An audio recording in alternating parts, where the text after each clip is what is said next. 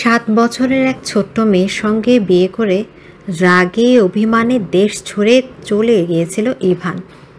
আজ 15 বছর পর সেই মেয়েটিকে ডিভোর্স দিতে বিদেশ থেকে দেশে ফিরেছে সে। এয়ারপোর্টে পা রাখতেই ড্রাইভার তাকে রিসিভ করে। গাড়িতে উঠে বসে ইভান জানালার পাশে মাথা রাখে। 15 বছর পর ফিরে এসেছে নিজের শহরে। শহরটা আগের মতো নেই, সব কিছু বদলে গেছে, কিন্তু রোদের সেই মিষ্টি গন্ধ এখনও এক। বিদেশ থেকেও প্রতিটি দিনে এই শহরটাকে, এই মাটিকে মিস করেছে সে। তবু মায়ের ভুল সিদ্ধান্ত তাকে করে তুলেছে সব কিছু থেকে দূরে। হঠাৎ করে ইভানের চোখের সামনে ভেসে ওঠে 15 বছর আগের সেই দিনগুলোর স্মৃতি। তার মা অরুণা বেগম একজন সাধারণ গৃহিণী, আর বাবা রাশেদ চৌধুরী শহরের পরিচিত সম্মানিত ব্যবসায়ী। অরুণা বেগমের বান্ধবী রাশেদা বেগম, যার স্বামী এক দুর্ঘটনায় মারা গিয়েছিলেন, তখন মেয়েকে নিয়ে কিছুদিন চৌধুরী বাড়িতে আশ্রয় নেন। রাশেদা সে ছোট্ট মেয়েটির নাম ইনায়া, মাত্র 7 বছর বয়স। এই নামটা শুনলে ইভানের শরীরে ঘৃণার একটা শিহরণ খেলে যায়। তখন ইভান ছিল 15 বছরের কিশোর, ভীষণ মেধাবী। স্বপ্ন ছিল বিদেশে গিয়ে পড়াশোনা করার। অন্যদিকে ছোট্ট ইনায়া ছিল দুষ্ট, চঞ্চল, সবসময় এসে ইভানের ঘর এলোমেলো করে দিত। ইভান তাকে কখনোই পছন্দ করত না, ওকে দেখতো একরকম কাজের লোকের মতো। একদিন যখন ইভান রুমে বসে পড়ছিল, তখন ইনা এসে জিনিসপত্রে হাত দেওয়া শুরু করে। রেগে গিয়ে ইভান একটা থাপ্পড় মারে ইনায়াকে। রাশিদার মেয়ে কাঁদতে শুরু করলে অরুণা বেগম ছুটে আসে। ইভান, তুমি ওকে থাপ্পড় দিয়েছো? আম্মু, ও তো কাজের মেয়ের মতো আচরণ করছে। সাহস কি করে ওর আমার রুমে আসার? এই কথার জবাবে অরুণা বেগম নিজেই ছেলেকে থাপ্পড় দিয়ে বলেছিলেন, ইয়ানা কোনো কাজের মেয়ে নয়, সে আমার বন্ধুর মেয়ে, আর এই বাড়িতেই থাকবে নিজের মেয়ের মতো। সেদিনই সে থাপ্পড় ইভান কখনো ভুলতে পারেনি, এবং ইনায়ার প্রতি তার ঘৃণা আরও গভীর হয়ে যায়। 3 মাস পর রাশিদা বেগম মারা যান।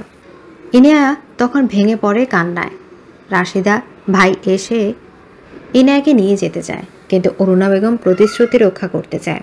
তবে সমাজের চোখে এখন একটা পরিচয় দরকার, আর তাই অরুণা বাধ্য হয়ে 7 বছরে ইনায়ের সাথে ইভানের বিয়ে দিয়ে দেয়। তাতে ইভান আরও ক্ষিপ্ত হয়ে ওঠে। এই মেয়েকে কোনোদিন আমি বউ হিসাবে মেনে নিব না, ফকিন্নি একটা মেয়ে। ইভান দিন দিন খারাপ ব্যবহার করতে থাকে। ছোট্ট মেয়েটিকে অপমান, অবহেলা, নির্যাতন করতে থাকে। চা ঢেলে দেয়া, মারধর সব কিছু চলত। অবশেষে বাধ্য হয়ে অরুণা বেগম ইভানকে বিদেশ পাঠিয়ে দেয়। আজ 15 বছর পর সে দেশে ফিরেছে। ইনায়ার বিয়ে ঠিক হয়েছে, তাই ডিভোর্সটা আনুষ্ঠানিকভাবে শেষ করতেই তার ফেরা। গাড়িতে বসে ভাবতে থাকে ইভান, সেই দুষ্টু মেয়েটা হয়তো এখন 22 বছরের যুবতী। ছোটবেলায় যেমন সুন্দর ছিল, এখন হয়তো বাড়ির কাজ করতে করতে কালো হয়ে গিয়েছে। পড়াশোনা তো কিছুই করেনি নিশ্চয়ই, আজও হয়তো রান্নাঘরের হাঁড়ি পাতিল মেজে যাচ্ছে। ঠিক তখনই চোখ পড়ে রাস্তার পাশে একটা বিশাল বিলবোর্ডে। একটা বড় কোম্পানির নাম ঝলঝল করছে, আর তার নিচে লেখা সিইও ইনায়া চৌধুরী। ইভান চোখ কচলে দেখে, আবার পড়ে ইনায়া চৌধুরী। চোখে মুখে অবাক ভার। ধুর, এ তো নামই হতে পারে, এত মানুষ আছে এই নামের। কিন্তু যদি না, না, অসম্ভব। আমার সেই কাজের মেয়ে কিভাবে এত বড় কিছু হতে পারে? ইভান আবার জানালার বাইরে তাকায়।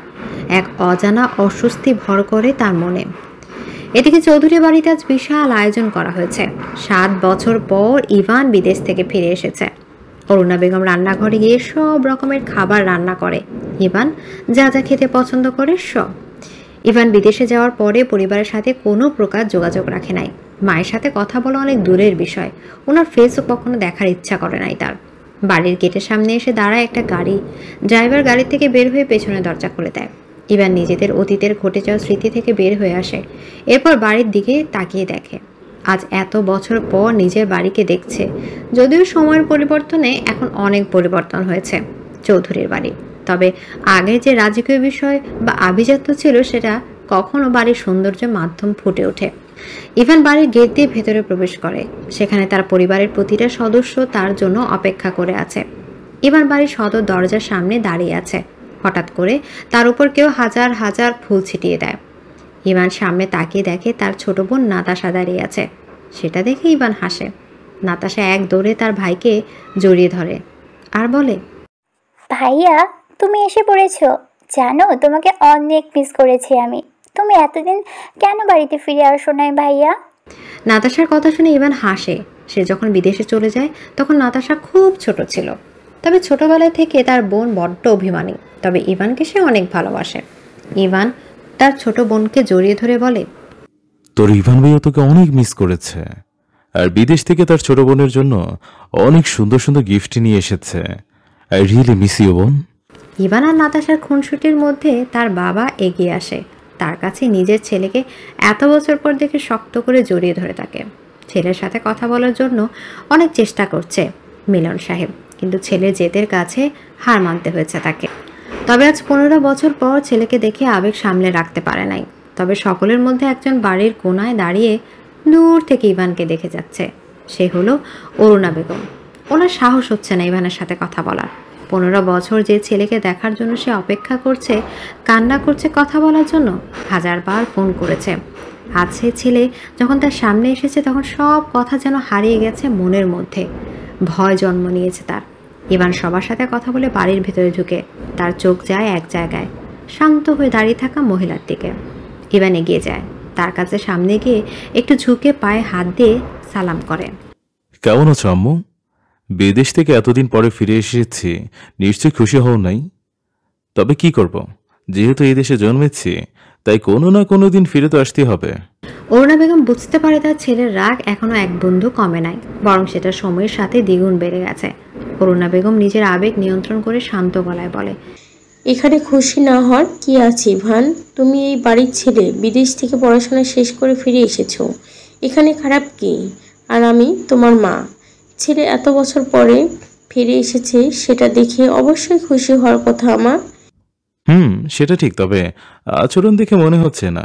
আচ্ছা বাদ দাও, তোমার সাথে কথা বলতে ইচ্ছে করছে না, টায়ার্ড আমি, তাই রুমে যাচ্ছি। ইভান অরুণা বেগমের দিকে আর না তাকিয়ে নিজের রুমের উদ্দেশ্যে রওনা দেয়।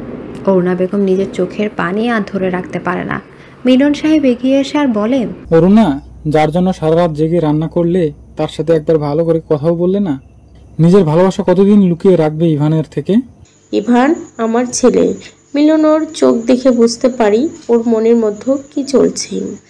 ছোটবেলা কোনো ঘটনা ও এখনো ভুলতে পারে নাই, তাই আমার ভালোবাসার কোনো মূল্য ওর কাছে বর্তমানে নাই। অরুণা বেগম কথাটা বলে দীর্ঘশ্বাস ফেলে। এরপর নাতাশাকে বলে, ইয়ানা কোথায় নাতাশা? ও কি বাড়িতে এখন? নাতাশা হেসে বলে, আম্মু, তুমি যে কি বলো? ইনায়া কি এই সময় কখনো বাড়িতে থাকে? দেখো গিয়ে অফিসে কোনো জরুরি বিষয়ের মিটিং করছে, অথবা কোনো বিজনেস কোনো কাজ করছে। অরুণা বেগম কথাটা শুনে হাসে। পাশ থেকে মিলন সাহেব বলে ওঠে, আজকে নতুন একটা কাজ শুরু হবে, কিন্তু কতজন গুন্ডা কাজ হতে দিচ্ছে না। মনে হয় তোমার মেয়ে এখন তাদের পিটাতে গিয়েছে। তুমি ভালো করে জানো অরুণা, তোমার মেয়ে লস একদম পছন্দ করে না। সেটা তো বলতে আজকে যে সেই লোককে কে বাঁচাবে? অন্যদিকে একজন লোক তার সাথে বেশ অনেক গুন্ডা নিয়ে একটা বিল্ডিংয়ের মধ্যে অবস্থা করছে। দড়িতে বেশ কয়েকজন শ্রমিককে বেঁধে রাখা হয়েছে গুন্ডাদের মধ্যে। যে মেন লিডার উনি বলে, এই লিটনের না বলার পরেও এই জায়গায় কি করে বিল্ডিং গড়ে উঠতে পারে? তোদের মালিকের এত বড় সাহস যে এই লিটনের আদেশ না মেনে কাজ শুরু করে? আজকে তোরা বুঝতে পারবি এই লিটন কি জিনিস। যদি কারোর সাহস থাকে তাহলে আমাকে আটকে দেখা। লিটনের কথাটা শেষ হওয়ার আগে পেছন থেকে একজন শ্রমিক সামনে এগিয়ে আসে, যার মুখে দেখা যাচ্ছে না। শেষে বলে, কি হয়েছে লিটন সাহেব, কোনো সমস্যা? শুধু শুধু আমাদের সাথে কেন আটকে রেখেছেন? দয়া করে ছেড়ে দেন। শোন, তোদের কোম্পানির মালিক আমার কথা অমান্য করে এই বিল্ডিং তৈরি করেছে, যার শাস্তি তাকে পেতে হবে। যা তোদের এমডিকে খবর দে, ও এসে বাঁচিয়ে নিয়ে যাক তোদের। এই কোম্পানির এমডি আমি, কি সমস্যা তোর? হঠাৎ করে একটা মেয়ের কণ্ঠ শুনে লিটন পেছনে ফিরে তাকিয়ে দেখে সেই শ্রমিক নিজের পরনের জামা খুলে, এরপর নিজের মাথা থেকে মুখোশ খুলে। সেখানে শ্রমিকের ছদ্মবেশে একটা মেয়ে ছিল, পরতে তার ফর্মাল ড্রেস। সেই মেয়ে এগিয়ে আসে লিটনের দিকে। লিটন বলে, কে তুমি? আমি ইনায়া, এই কোম্পানির MD. So mister Liton, nice to meet you. Liton কথাটা শুনে তার পাশে থাকা লোকদের ইশারা করে ইনায়াকে মারার জন্য। তবে ইনায়া বলে ওঠে, আচ্ছা, এখানে কি কোনো বাংলা সিনেমা শুটিং চলছে যে নায়িকা এসেছে সেজন্য সবাই তাকে মারতে যাচ্ছে? মিস্টার লিটন, এই ইনায়াকে মারার আগে একবার পেছনের দিকে তাকিয়ে দেখে নিন। দেখা যাবে আপনার মারার ইচ্ছার থেকে মরার ইচ্ছাটাই মানে ভয়টাই বেশি থাকবে আর কি। ইনায়া কথাটা বলে পেছনের দিকে দেখিয়ে দেয়। লিটন তার সামনের দিকে তাকিয়ে ঢোক গেলে, কারণ ইনায়ার পিছনে অসংখ্য বডিগার্ড দাঁড়িয়ে আছে, যার সামনে তার লোকেদের সংখ্যা অনেক কম। হঠাৎ করে লিটনের মাথায় কেউ একজন রড দিয়ে জোরে বাড়ি মারে, যার ফলে সে মাটিতে পড়ে যায়। ইনায়া নিজের হাতে থাকা রডের মধ্যে থেকে গড়িয়ে পড়া রক্ত দেখে হাসতে থাকে। এরপর নিচু হয়ে লিটনের কাছে ঝুঁকে বলে, এই ইনায়ার সাথে শত্রুতা করার অপর নাম হলো মৃত্যু। এই শহরে শুধু আমার রাজত্ব চলবে, অন্য কারো না, কখনো সম্ভব না। লিটন সাহেবের মাথা থেকে অতিরিক্ত রক্ত বের হচ্ছে। সে বলে, তোকে আমি দেখে নিব। তোর মতো এইরকম গুন্ডা মেরে আমি 100 জন্ম দিতে পারি। তোকে আমি খুন করব। তোকে আমি খুন করে ফেলবো। ইনায়া, আমার বাপে আমার মতো কাউকে জন্ম দিতে পারে নাই, তুই কি করে দিবি? আর তোর সাথে আমার আর কখনো দেখা হবে না, কারণ পৃথিবী থেকে চিরবিদায় নেওয়ার সময় হয়ে গেছে তোর। সো গুড বাই লিটন গুন্ডা। ইনায়া কথাটা বলে রড দিয়ে আরেকটা আঘাত করে ওর মাথার, যার ফলে ওর মৃত্যু হয়। তবে ওর সাথে থাকা গুন্ডারা ভয়ের তো চোখে দেখে দাঁড়িয়ে আছে, তাদের শরীরও কাঁপছে, কারণ জীবনে কোনো মেয়েকে তারা এত সাইকো হতে দেখে নাই। ইনায়া তার হাতের রড ফেলে দিয়ে ওদের দিকে তাকিয়ে একটা হাসি দিয়ে বলে, আচ্ছা, এখানে কি কিছু হয়েছে? আপনারা কি জানেন এই লিটন সাহেব কি করে মারা গেল? শ্রমিকদের কাজ করার সময় হঠাৎ করে একটা রড এসে পড়ে লিটন সাহেবের মাথায়, যার কারণে উনি মারা যান। Very good. এই কথাটা যেন মাথায় থাকে, না হলে ভুলে যাওয়ার জন্য ভবিষ্যতে হয়তো মাথাটাই থাকবে না। ইনায়া কথাটা বলে শ্রমিকদের সকলের বাঁধন খুলে দেয়। এরপর তাদের কাজ করার আদেশ দেয়। প্রায় 2 ঘন্টা পর অরুণা বেগম আর মিলন সাহেব বসে আছে সোফায়। ঠিক তখন দরজা দিয়ে প্রবেশ করে ইনায়া।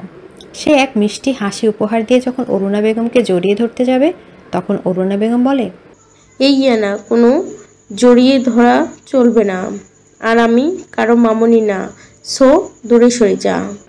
ইনায়া বুঝতে পারে তার মামুনি রাগ করেছে। সে হেসে জোর করে জড়িয়ে ধরে অরুণা বেগমকে। এরপর বাচ্চাদের মতো কিউট ফেস করে বলে, আরে সরি মামুনি, আজকে বাড়ি ফিরতে দেরি হয়ে গিয়েছে।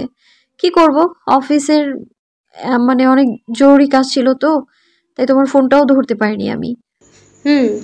সবাই শুধু তাদের কাজ নিয়ে বিজি থাকে, আমার কথা কি কারো মনে থাকে? কতবার বলেছি যতই কাজ থাকুক আমার ফোন রিসিভ করতে। তোর সাথে কথা না বলতে পারলে আমারও কত কষ্ট হয়। কেউ আমাকে ভালোবাসে না, কেউ না, কেউ না। ইনিয়া তার হাত থেকে একগুচ্ছ গোলাপ নিয়ে এসে তার মামুনির সামনে ধরে আর বলে, বিশ্বাস করো মামুনি, আমার কোনো দোষ নেই, সত্যি অনেক বিজি ছিলাম। তবে ভবিষ্যতে আর কখনো এমনটা হবে না, প্রমিস করছি। এখন আমার মামুনি এই গোলাপের জন্য হলেও তার ইনায়াকে মাফ করে দেবে, তাই না? অরুণা বেগম হেসে ইনায়াকে জড়িয়ে ধরে। আর ইনায়া খুব ভালো করে জানে তার মামুনির রাগ কি করে কমাতে হয়। তবে সব দেখে পাশে থাকা মিলন সাহেব বলে, কি দারুণ দৃশ্য! মামুনির জন্য গোলাপ ফুল নিয়ে এসেছে একজন, কিন্তু তার ভালো বাবার জন্য কিছু আনে নাই কেউ। সত্যি এই বুড়োকে কেউ ভালোবাসে না। আরে ভালো বাবা, তুমি আমার যা, তোমার তোমার কথা সবসময় মনে থাকে আমার। এই যে দেখো, তোমার জন্য উপহার নিয়ে এসেছি, তোমার পছন্দের মিষ্টি। সত্যি? কিন্তু এটা কি ঘুষ দেওয়া হলো? একদম না, আমার মিষ্টি ভালো বাবার জন্য মিষ্টি নিয়ে এসেছি। আই লাভ ইউ ভালো বাবা।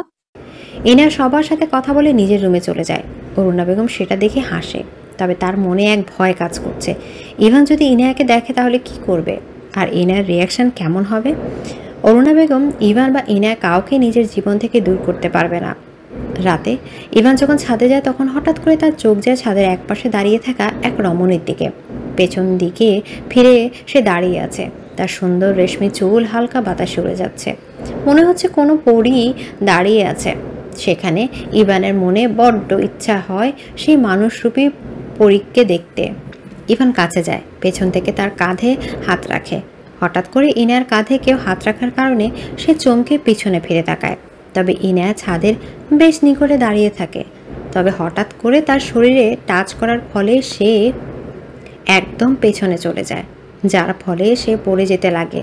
তার আগে এক পুরুষ তার সমস্ত শক্তি দিয়ে তার হাত ধরে ফেলে। ইনায়া ভয়ে চোখ বন্ধ করে ফেলে। চোখ খুলে দেখে সামনে এক সুদর্শন পুরুষ দাঁড়িয়ে আছে, যাকে বাড়িতে আগে কখনো দেখেনি ইনায়া। বলে, আপনি কে? ইভান এখন ইনায়ার হাত ধরে আছে, তবে সে সামনে দাঁড়িয়ে থাকা নারীর রূপে মোহে হারিয়ে গেছে। ইভানের বড্ড জানতে ইচ্ছে হচ্ছে এই মেয়ে পরী না নারী। ইভান বলে, তুমি কে পড়ি? পরী কথাটা শুনে ইনায়া অবাক হয়, এত রাতে কোথা থেকে পরী আসবে। সে কিছু বলতে যাবে এর আগেই ছাদে নাতাশা এসে ডাক দেয় ইনায়াকে। নাতাশা বলে, ইনায়া। ইভান যখন ঘোরের মধ্যে হারিয়ে গেছে তখন নাতাশা ডাক শুনে, তবে হঠাৎ করে ইনায়ার নাম শুনে তার হুঁশ ফিরে। সে সামনের দিকে ভালো করে তাকে বুঝতে পারে এ মেয়ে আর কেউ না, ইনায়া। কথাটা মনে করে তার মন থেকে সব মোহ ভালোবাসা চলে যায়। বরং 7 বছর আগের ঘটনা মনে পড়ে ইভানের। ইভানের মনে বিষ পরিণত হয়। ইনায়ার দিকে একটা ঘৃণার দৃষ্টি দিয়ে তার হাত ছেড়ে দেয়। ইনা কখনো ভালো করে নিজের পায়ে দাঁড়ায় নাই, যার ফলে হঠাৎ করে ইভানের হাত ছেড়ে দেওয়ার কারণে সে পড়ে যায়। ছাদের শেষে তার অবস্থান ছিল, যার জন্য সে টাল সামলাতে পেরে সে ছাদ থেকে পড়ে যায়। নাতাশা দৌড়ে এসে ইনার কাছে, তবে তার আগে ইনা নিচে পড়ে যায়। নাতাশা তাকে দেখে নিচে কাঁচ রয়েছে আর ছাদ বেশ উঁচুতে, যদি এখান থেকে নিচে পড়ে তাহলে কাঁচের মধ্যে পড়বে।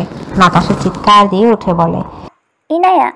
ইনা হঠাৎ করে এমন হওয়া বুঝতে পারে, তবে ছাদ দেখে নিচে পড়ে যায়। সে এত উঁচু ছাদ থেকে নিচে পড়ে যায়, সেই মুহূর্তের মধ্যে নিচের কাঁচের টুকরোর মধ্যে গিয়ে সে পড়ে।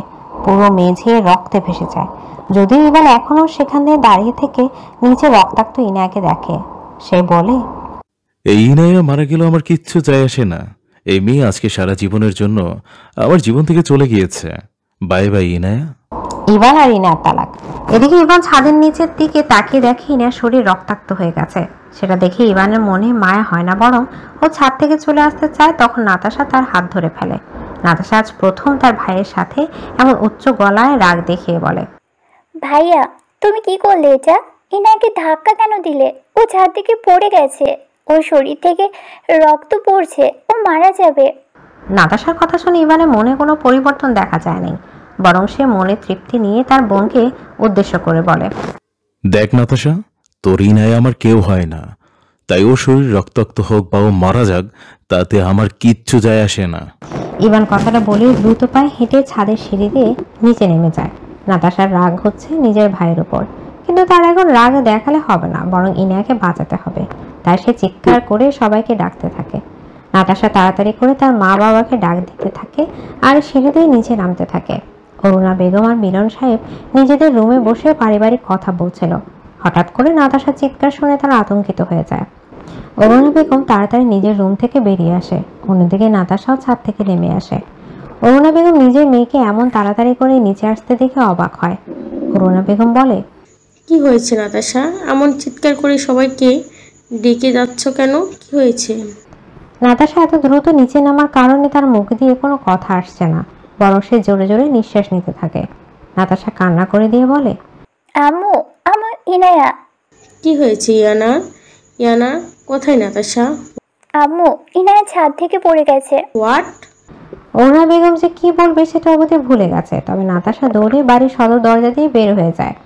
ইনায়া যেখানে পড়ে আছে সেখানে যায়। নাতাশা এরপর বাড়ির গার্ড, দারোয়ান সবাইকে ডাক দেয়।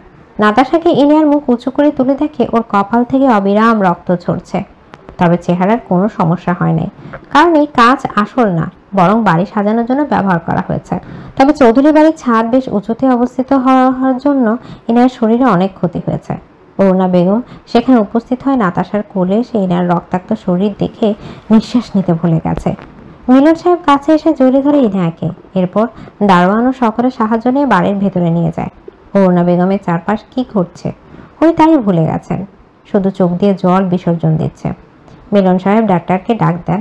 ওনার গলা কাঁপতে থাকে, তবুও ডক্টরের সাথে কথা বলে তাকে বাড়িতে আসতে বলে। ডাক্তার অতি অল্প সময়ের মধ্যে বাড়িতে এসে পৌঁছায়। এরপর চিকিৎসা শুরু করে দেন। অরুণা বেগম বাড়ির ভেতরে আসে, তারপর ডক্টরের কাছে এসে জিজ্ঞেস করে, ডক্টর, আমার মেয়ে ভালো হয়ে যাবে তো? ওর কোনো ক্ষতি হবে না তো? আমার মেয়ে কি আমাকে ছেড়ে চলে যাবে ডক্টর? চৌধুরী বাড়ির পারিবারিক ডক্টর, উনি তাই সব ঘটনা জানেন। অরুণা বেগম যে ইনায়াকে কত ভালোবাসে সেটা ওনার অজানা না, তবে এখন যা অবস্থা ডক্টর কিছু বলতে পারছে না।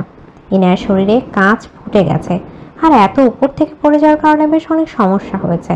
তবে ডাক্তার শান্ত হয়ে বলে, ম্যাম, টেনশন করবেন না, ইনায়া ঠিক হয়ে যাবে, দেখবেন উপরওয়ালা কখনো আপনার মেয়ের থেকে আপনাকে দূরে করবে না, ওনার উপর বিশ্বাস রাখেন।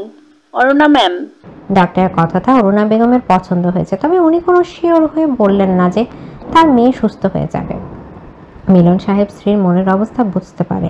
ইনা যে অরুণা বেগমের জন্য কি সেটা হয়তো ভাষায় প্রকাশ করা যাবে না। মিলন সাহেবের নিজের ভীষণ কষ্ট হচ্ছে, তবে তার শক্ত থাকতে হবে, পরিস্থিতি সামলে রাখতে হবে। কারণ উনি যদি দুর্বল হয়ে যান তাহলে অরুণা বেগমকে কেউ সামলাতে পারবে না। মিলন সাহেব এগিয়ে গিয়ে অরুণা বেগমের রুম থেকে বের করে নিয়ে আসে আর বলে, ও না, কিছু হবে না আমাদের ইনি, আর শুধু একটু ব্যথা পেয়েছে, ও দেখবে সব ঠিক হয়ে যাবে। অরুণা বেগম যেন তার নিজেকে শান্ত রাখতে পারে নাই, স্বামীর বুকে মাথা রেখে অঝরে কান্না করে দেয়। মিলন সাহেবের নিজেরও কান্না করতে ইচ্ছা করছে, কিন্তু পুরুষ মানুষ কি চাইলেও কান্না করতে পারে? মিলন সাহেব স্ত্রীকে বুকের মধ্যে জড়িয়ে ধরে। অরুণা বেগম বলেন, মিলন, বিশ্বাস করো, ইয়ানার কিছু হয়ে গেলে আমি বাঁচবো না। ও আমার শুধু মেয়ে না, বরং আমার কলিজা। ওর শরীরে এক একটা আঘাত আমার কাছে মৃত্যুর সমান কষ্ট। মা হয়ে আমার মেয়ের মৃত্যু সহ্য করতে পারবো না মিলন। আমার ইয়ানাকে আমার সুস্থ চাই মিলন। মিলন সাহেব নিজেও ইনায়ার এমন অবস্থা সহ্য করতে পারছে না। ছোটবেলা থেকে ইনায়াকে সে নিজের মায়ের মতো বড় করেছে, আর আজ সে ইনায়া তার সামনে এমন রক্তাক্ত অবস্থায় পড়ে আছে। বাবা হিসেবে এটা উনি কেমন করে মেনে নেবে? মিলন সাহেব বলেন, আমাদের মেয়ের কোনো ক্ষতি হতে পারে না, অসম্ভব। ডক্টর ইনার শরীর রক্ত বন্ধ করতে পেরেছে, তবে এখনো জ্ঞান ফেরাতে পারে নাই। আর কোনোদিন পারবে কিনা তা নিয়ে সন্দেহও আছে। কারণ নিচের দিকে পড়ে যাওয়ার কারণে মাথার পেছনে বেশ জোরে ব্যথা লেগেছে তার, যার ফলে ও হয়তো কোমায় চলে গেছে। ডাক্তার রুম থেকে বের হয়ে আসে। অরুণা বেগম আর মিলন সাহেব ছুটে আসে। অরুণা বেগম এক বুক আশা নিয়ে জিজ্ঞেস করে, ডক্টর, কি হয়েছে আমার মেয়ের? ও সুস্থ হয়ে গেছে তাই না? আমার মেয়ের সাথে আমি কথা বলতে চাই। বলুন, সুস্থ হয়ে গেছি না তাই না? অরুণা বেগমের কষ্ট দেখে ডাক্তারের বেশ খারাপ লাগছে, তবে সত্যি ঘটনা বলা উচিত ওনার। ডক্টর বলে, সরি ম্যাম, আমরা এনে আর শরীরে রক্ত বন্ধ করতে সক্ষম হয়েছি, কিন্তু ওনার জ্ঞান ফেরাতে পারি নাই। হয়তো মাথায় আঘাত লাগার কারণে উনি কোমায় চলে গেছেন। ডক্টর কথাটা বলে দিয়েছে, কিন্তু অরুণা বেগমের মনে সেটা তীরের মতো বিঁধে গেছে। ইনা কখনো তার সাথে কোনো কথা বলবে না যা উনি মেনে নিতে পারেন না। অরুণা বেগম বলে, আমার মেয়ে কখনো আমার সাথে কথা বলবে না। সেটা কি বিশ্বাস করা যায় ডক্টর? ও কথা না বললে আমার দম বন্ধ হয়ে যাবে ডক্টর। ও মুখে মামনি না ডাক শুনলে আমি বাঁচতে পারবো না। আপনারা যত টাকা দরকার সব নিয়ে যান, কিন্তু আমার মেয়েকে সুস্থ করে দেন ডক্টর, দয়া করুন ডক্টর। অরুণা বেগমের জন্য ডক্টরের কষ্ট লাগছে, তবে যা সত্যি সেটা বলতে হবে ওনাকে। ডক্টর কথাটা বলে আবার রুমে চলে যায়। অরুণা বেগম কান্না করতে করতে মাটিতে বসে পড়ে। মিলন সাহেব নিজেও তার কানকে বিশ্বাস করতে পারছে না। উনিও কথাটা শুনে 2 পা পিছিয়ে যান। অরুণা বেগম বলে, আমার মেয়ে কোমায় চলে যেতে পারে না। ও আমার সাথে কথা না বলে থাকতে পারবে না, অসম্ভব। প্রায় 1 সপ্তাহ হয়ে গেছে, কিন্তু ইনার জ্ঞান ফিরে আসে নাই। অরুণা বেগম অনেক কান্না করছে, তবে কোনো কিছু হয় নাই। ইভান একবারের জন্য হলেও ইনায়াকে দেখতে আসে নাই, বরং সে এতদিন নিজের ছোটবেলা বন্ধুদের সাথে দেখা করে তাদের সাথে পার্টি করেছে, ঘুরে ফিরে কাটিয়ে দিয়েছে। আজকে ইভান বাড়িতে ফিরে আসে। সে সুন্দরবনে বন্ধুদের সাথে ঘুরতে গিয়েছিল, যেখানে 1 সপ্তাহ এনজয়ও করেছে। নাতাশা কান্না করছে, কারণ অরুণা বেগমের শরীর একদম ভালো না। ইনার চিন্তায় খাবার খাওয়া বন্ধ করে দিয়েছে। হঠাৎ করে বাড়ির দরজায় বেল বেজে ওঠে। নাতাশা রান্না করার দেখে দরজা খুলতে যায়। এরপর দরজা খুলে দেখে সামনে ইভান দাঁড়িয়ে আছে। তার মন মেজাজ বেশ ফুরফুরে। নাতাশাকে দেখে ইভান বলে, সুন্দরবন থেকে তোর জন্য অনেক সুন্দর সুন্দর উপহার নিয়ে এসেছি, চল ভেতরে যাই, তোকে সব দেখাবো। ইভানের হাসি মুখ নাতাশার সহ্য হয় না। সে কোনো কথা না বলে চলে আসে। ইভান পেছন পেছন আসে। ছাদ থেকে ইনাকে ধাক্কা যে ইভান দিয়েছে সেটা এখন অবধি কেউ জানে না। নাতাশা কাউকে বলে নাই। নিজের ভাইয়ের উপর সকল ভালোবাসা তার শেষ হয়ে গেছে, কারণ তার ভাইয়ের এতটা জঘন্য রূপ দেখে তার মনের মধ্যে শুধু ঘৃণা হয় ইভানের জন্য। ইভান বলে, আচ্ছা, বাড়িতে এত মানুষ কম কেন? আব্বু আম্মু কোথায়? আব্বু অফিসে গেছে আর আম্মু রুমে আছে, আর ইনায়া কোমায়, ওর জ্ঞান ফিরে নাই। এই ইনায়ের কথা জানতে চাই না আমি। ও যদি মারাও যায় তাহলে আমার কিচ্ছু যায় আসে না। ইভানের কথাটা শুনে নাতাশা নিজের রাগ নিয়ন্ত্রণ করতে পারে না, কারণ ইনায়াকে সে তার বন্ধুর মতো দেখেছে। ছোটবেলা থেকে তার সমবয়সী থাকার কারণে একসাথে পড়াশোনা করেছে, খেলা করেছে। আজকে ইভান তার সাথে এমন করেছে সেটা নাতাশা মেনে নিতে পারে নাই। নাতাশা রাগী কণ্ঠে বলে, ভাইয়া, ইনায়া মারা গেলে তোমার কষ্ট হবে না, কারণ তোমার মধ্যে কোনো মন বা মনুষ্যত্ব বলতে কিছুই নেই। আরে মানুষের তো একটা পশুকেও খুন করার আগে তার জন্য কষ্ট হয়, কিন্তু তোমার হয়নি, কারণ তুমি মানুষ না, অমানুষ হয়ে গেছো। তোমার মধ্যে কোনো মনুষ্যত্বই নেই। ছি। হ্যাঁ, আমি অমানুষ, কারণ ওই ইনায়ার উপর আমার কোনো ফিলিংস নাই। ওকে ঘৃণা করি আমি। ভাইয়া, তুমি সেদিন ইনায়াকে ছাদ থেকে ফেলে ধাক্কা দিয়ে মেরে ফেলার চেষ্টা করেছো। কালকে দেখা যাবে নিজের বোনকেও খুন করে ফেলবে। নাতাশার কথা শেষ হওয়ার আগে হঠাৎ করে একটা গ্লাস ভেঙে যাওয়ার শব্দ শুনে ইভান আর নাতাশা পেছন ফিরে তাকায়। পেছনে ফিরে তাকিয়ে দেখে অরুণা বেগম দাঁড়িয়ে আছে। ওনার হাত থেকে গ্লাস ভেঙে গেছে। নাতাশা তাড়াতাড়ি করে তার মায়ের কাছে যায় আর বলে, আম্মু, তুমি এখানে? কোনো কিছুর কি দরকার আছে? অরুণা বেগম কোনো কথা শোনে না, বরং সে নাতাশার হাত সরিয়ে দিয়ে সামনে দাঁড়িয়ে ইভান ভালো করে তার মায়ের দিকে তাকিয়ে দেখে শরীরে কোনো শক্তি নাই, মনে হচ্ছে ওনার গলার হাড় দেখা যাচ্ছে। এমন অবস্থা দেখে অরুণা বেগম বলে, নাতাশা, এটা কি বললো ইভান? তুমি কি সত্যি ইয়ানাকে ছাদ থেকে ধাক্কা দিয়ে ফেলে দিয়েছো? ইয়ানা কোমায় চলে যাওয়ার পরে পিছনে কি তোমার কোনো হাত আছে ইভান? ইভান তার মায়ের কথা শুনে একটা অদ্ভুত রিয়াকশন দেয়, যেখানে তার খারাপ লাগা বা ভালো লাগা প্রকাশ পায় না। ইভান খুব শান্ত স্বরে সত্যি কথা বলে দেয়, ইনায়াকে আমি ছাদ থেকে ফেলে দিয়েছি। ওই মেয়েকে খুন করার ইচ্ছে ছিল, কিন্তু বেঁচে গেছে। যদি মরে যেত তাহলে আরো ভালো হতো। ইভানের শান্ত স্বরে বলা কথাটা অরুণা বেগমের মনের মধ্যে অশান্তি আর রাগের ঝড় তোলে। অরুণা বেগম শরীরের সব শক্তি দিয়ে ইভানের গালে থাপ্পড় দেয়, যার দাগ স্পষ্ট ফুটে ওঠে ইভানের গালে। নাতাশা নিজেও চমকে যায়। ইভান নিজের গালে হাত দেওয়ার আগে আরেকটা থাপ্পড় পড়ে ওর গালে। অরুণা বেগম অগ্নি চোখে তাকিয়ে গর্জন করে বলে, তোমার সাহস কি করে হয়? তুমি আমার মেয়েকে খুন করার চেষ্টা করলে। তোমার জন্য ইয়ানা আজকে কোমায় চলে গেছে, আর আমার ছেলে হয়ে তুমি একটা নিষ্পাপ মেয়েকে খুন করার চেষ্টা করেছো। তুমি একটা খুনি ইভান।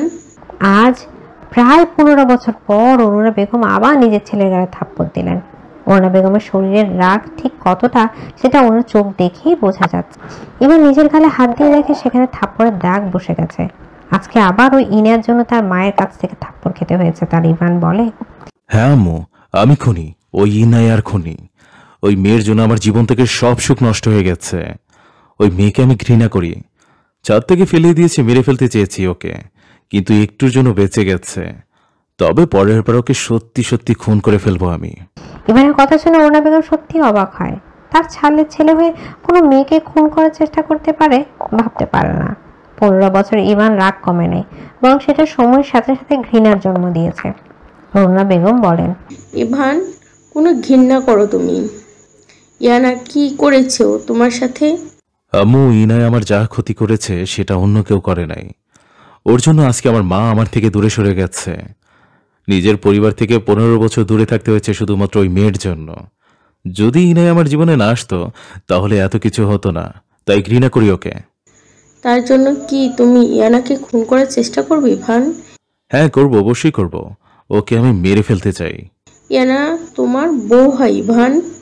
অরুণা বেগমের কথা শুনে ইভান হাসে আর বলে, যেখানে বিয়ে আমি মানি না, সেখানে ইনায়াকে বউ হিসাবে কি করে মেনে নেব? ইনায়ার নামটা আমার কাছে ঘৃণার নাম। ওকে দেখলে আমার শুধু ঘৃণা লাগে। হাসপাতালে ইনার চিকিৎসা চলছে। এখন ওর অবস্থা আগের তুলনায় ভালো। বিদেশ থেকে দেশের সবচেয়ে নামকরা নিউরো সার্জন ওর জন্য আনা হয়েছে। 3 দিন আগে মাথায় একটা বড় অপারেশন হয়। শরীর সুস্থ হতে শুরু করেছে, কিন্তু ইনা এখনো কোমা থেকে জাগেনি। অপারেশনের পরদিনই তাকে হাসপাতাল থেকে বাড়িতে আনা হয়েছে, নিজের ঘরে, নিজের পরিচিত বিছানায়। জানালার ফাঁক গলে রোদের আলো ধীরে ধীরে ইনার মুখে পড়ে। হঠাৎ করে চোখ খুলে ওর। চোখ মিলে দেখে সে ওর নিজের ঘরে, কিন্তু আশেপাশে কেউ নাই। ইনা মাথায় হাত রেখে ধীরে ধীরে উঠে বসে। টেবিলের উপর থাকা ঘড়ির দিকে তাকিয়ে দেখে দুপুর বাজে। পাশের কভার থেকে ফোন বের করে ডেট দেখে চমকে ওঠে। আমার যতদূর মনে পড়ছে আমি তো 1 তারিখ ছাদ থেকে পড়ে গিয়েছিলাম, কিন্তু ফোনে আজকে দেখাচ্ছে 7 তারিখ। মানে কি, আমি কি তাহলে এই 7 দিন অজ্ঞান ছিলাম? হিনার মাথায় হঠাৎ ভেসে ওঠে সেই দিনের ছাদ আর সেই ছেলেটা যে ওকে ধাক্কা দিয়েছিল। কিন্তু কে সে? এই বাড়িতে কি করছে? ওর চোখে মুখে ভয়ের ছাপ। এদিকে না অরুণা বেগম না নাতাশা, কাউকেই দেখতে পাচ্ছে না সে। মামুনি কোথায়? ভালো বাবা কোথায়? আমি এতদিন অজ্ঞান ছিলাম, নিশ্চয়ই মামুনি খুব কেঁদেছে। আমাকে ওর কাছে যেতে হবে। মাথা ধরে আছে, পা কাঁপছে। দেয়াল ধরে ধরে ইনিয়া ঘর থেকে বের হয়। অন্যদিকে অরুণা বেগম আর ইভানের ঝগড়া এখনো থামেনি, বরং বেড়েই চলেছে। অরুণা বেগম বলেছেন, ইভান, তোমার আর ইয়ানার বিয়ে হয়েছে। ইয়ানা তোমার বউ, সেটা ভুলে যাবে না। আইনি মতেও সে তোমার স্ত্রী। ঠান্ডা গলায় উত্তর দেয়। আম্মু, তুমি ভুলে যাচ্ছ, আমাদের বিয়ের সময় আমি আর ইনায়া দুজনে মাইনর ছিলাম। আইন অনুযায়ী সেটা কোনো বৈধ বিয়ে না, তবে শরীয়ত অনুযায়ী ইনাই আমার বউ, আর আমি সেখান থেকে ওকে মুক্তি দিতে চাই। আমি ওকে তালাক দেব। অরুণা বেগম হতবাক হয়ে দাঁড়িয়ে তাকিয়ে থাকেন ছেলের মুখের দিকে। এদিকে ইনার মাথায় তীব্র ব্যথা চোখ উঠছে, তবুও এগোয় মামনিকে দেখতে। ড্রয়িং রুম থেকে ভেসে আসা মামনির গলায় আওয়াজ শুনে নিচে নামতে থাকে। কেউ সিঁড়ির দিকে তাকিয়ে নেই, কারণ সবাই তখন ব্যস্ত তাদের কথাবার্তায়। ইনা ধীরে ধীরে সিঁড়ি বেয়ে নামে। মাথা থেকে রক্ত ঝরছে, তবুও মামনিকে দেখতে পেয়ে সব ভুলে যায় সে। ঠিক তখনই ওর চোখে পড়ে সেই ছেলেটাকে, যে তাকে ছাদ থেকে ধাক্কা দিয়েছিল। অরুণা বেগম রাগে বলে ওঠেন, ইভান, তুমি কিন্তু আজ অনেক বেশি বাড়াবাড়ি করছো। ইভান ঠোঁটে এক দুষ্ট হাসি টেনে মায়ের দিকে তাকিয়ে বলে, না আম্মু, এখনো বাড়াবাড়ি শুরু করিনি। তারপর সোজা দাঁড়িয়ে থেকে উচ্চ স্বরে বলে, আমি ইভান চৌধুরী, নিজের সজ্ঞানে সুস্থ মস্তিষ্কে আমার বিবাহিত স্ত্রী ইশতিয়া জান্নাত ইনায়াকে তালাক দিচ্ছি। 1 তালাক, 2 তালাক, 3 তালাক। আজকের পর থেকে ওর সঙ্গে আমার কোনো সম্পর্ক নেই, না শরীয়ত অনুযায়ী না সামাজিকভাবে। আমি সব সম্পর্ক ছিন্ন করলাম। তার কথা শুনে চৌধুরী বাড়ি স্তব্ধ হয়ে যায়। অরুণা বেগম ছেলের মুখের দিকে তাকিয়ে থাকে নিষ্পলক। আর ইভান, সে হাসছে, তার চোখ আজ অদ্ভুত এক খুশির আলো। ঠিক তখনই নাতাশা পেছনের দিকে তাকিয়ে চমকে ওঠে। ইনায়া? সেই রক্ত মাখা মুখ, তবু ভাঙা ভাঙা পায়ে দাঁড়িয়ে থাকা মেয়ে ইনায়া। নাতাশার মুখে ইনায়ার নাম শুনে সবাই পেছনে ফিরে তাকায়। সিঁড়ির কাছে ইনায়া দাঁড়িয়ে আছে, মাথার ব্যথার জন্য সেখান থেকে রক্ত পড়ছে। অরুণা বেগম নিজের চোখকে বিশ্বাস করতে পারছেন না। অরুণা বেগম নিজের ঝগড়া ভুলে গিয়ে ইনায়াকে দেখতে বিজে হয়ে যায়। অরুণা বেগম সিঁড়ির কাছে গিয়ে ইনায়াকে জড়িয়ে ধরে আর বলে, ইয়ানা, মা আমার, তোর সত্যি জ্ঞান ফিরে এসেছে মা। তোর মামনি তোকে ছাড়া একদম ভালো ছিল না রে ইয়ানা। ওপরওয়ালার রহমতে আমার ইয়ানা সুস্থ হয়ে গেছে। ইনায়াকে জড়িয়ে ধরে কথাগুলো বলতে থাকে অরুণা বেগম, কিন্তু ইনায়ার কানে হয়তো তার মামুনির কথা যাচ্ছে, কিন্তু তার মনে এখনো ইভানের বলা তিনটা শব্দ শোনা যাচ্ছে। সামনে দাঁড়িয়ে থাকা পুরুষকে সে বেশ ভালো করে দেখে যাচ্ছে। সে আজ 15 বছর পর ইভান তার সামনে এসেছে, যার জন্য সে এত বছর অপেক্ষা করেছে, যার জন্য রাতের পর রাত জেগে অপেক্ষা করছে ইভান। হয়তো ইনায়াকে ভালোবাসে নাই, নিজের বউ হিসেবে কখনো মেনে নেয় নাই, কিন্তু ইনায়া এত বছর শুধু ওর অপেক্ষা করেছে, নিজের মনের মধ্যে স্বামীর জায়গা দিয়েছে ইভানকে। ইভানও ইনায়ার দিকে তাকিয়ে দেখে 7 দিন আগে ছাদের উপর দেখেছে মেয়েটাকে। রাতে চাঁদের আলো কি অসম্ভব সুন্দর লাগছিল সেদিন, কিন্তু আজকে হয়তো অসুস্থতার জন্য চোখের নিচে কালি পড়ে গেছে, সুন্দর চেহারায় অসুস্থতার ছাপ পড়ে গেছে। তবুও মেয়েটাকে দেখতে অসম্ভব সুন্দর লাগছে। ইভান যদি মেয়েকে ঘৃণা না করত, তাহলে হয়তো প্রথম দেখায় ওর প্রেমে পড়ে যেত। কিন্তু ইভানের মনে ইনার জন্য জমে থাকা ঘৃণা কখনো শেষ হবে না, অসম্ভব। ইনা তার 2 চোখ বেরিয়ে গড়িয়ে পড়া অশ্রু মুছে ফেলে, কারণ সে বুঝেছে 7 দিন আগে ছাদ থেকে তাকে ধাক্কা দিয়ে ইভান ফেলে দিয়েছে, আর আজকে নিজের মুখে সকলের সামনে ইভানকে তাকে তালাক দিয়েছে, যার মানে ইভান 15 বছর পরও ইনায়াকে ঘৃণা করে। ইনা শান্ত স্বরে সামনে দাঁড়িয়ে থাকা ইভানকে বলে, দীর্ঘ 15 বছর পর আপনার সাথে আবার দেখা হলো আমার ইভান ভাই। যদি 7 দিন আগে ছাদ থেকে আমাকে ধাক্কা না দিতেন, তাহলে হয়তো এর আগে আপনার সাথে দেখাই হতো না। তবে nice to meet you Ivan ভাই। ইনা বেশ শান্ত হয়ে কথাটা বলে, তবে ইভান একটু অবাক হয় ইনার এত নর্মাল ব্যবহার দেখে, কারণ ইভানের তালাক দেওয়ার কথাটা ইনা শুনতে পায়, তবুও এত সাধারণ ব্যবহার করছে।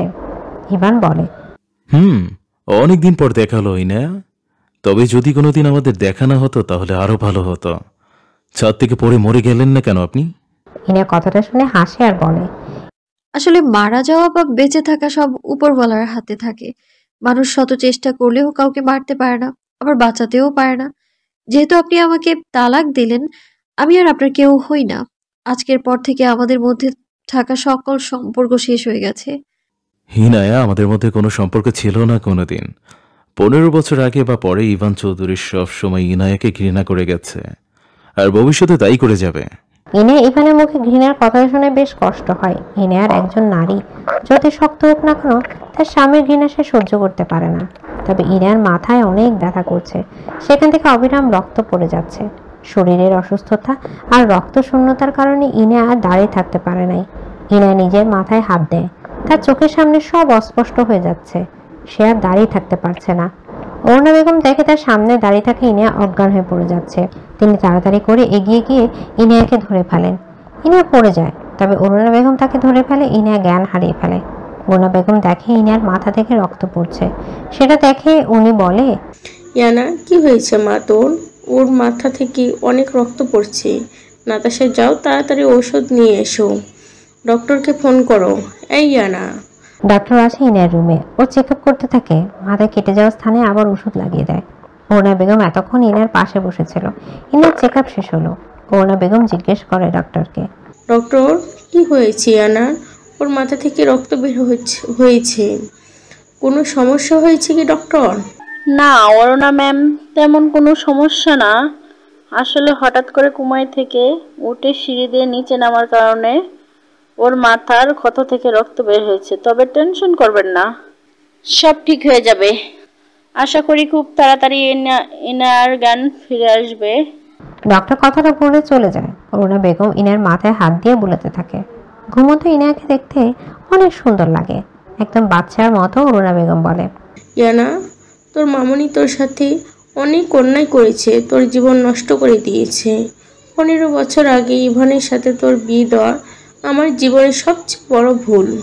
ইভানের মতো জঘন্য আর নিচু মানসিকতার মানুষ তোর জীবনের সঙ্গী হওয়ার যোগ্য না। তোর মামুনি নিজের ভুল সংশোধন করে নিবে, তোর স্বামী হিসাবে বেটার কাউকে তোর জীবনে নিয়ে আসবে। অরুণা বেগম কথাটা বলে ইনার মুখের দিকে মায়ার দৃষ্টিতে তাকিয়ে থাকে। প্রায় 2 ঘন্টা ইনার জ্ঞান ফিরে আসে।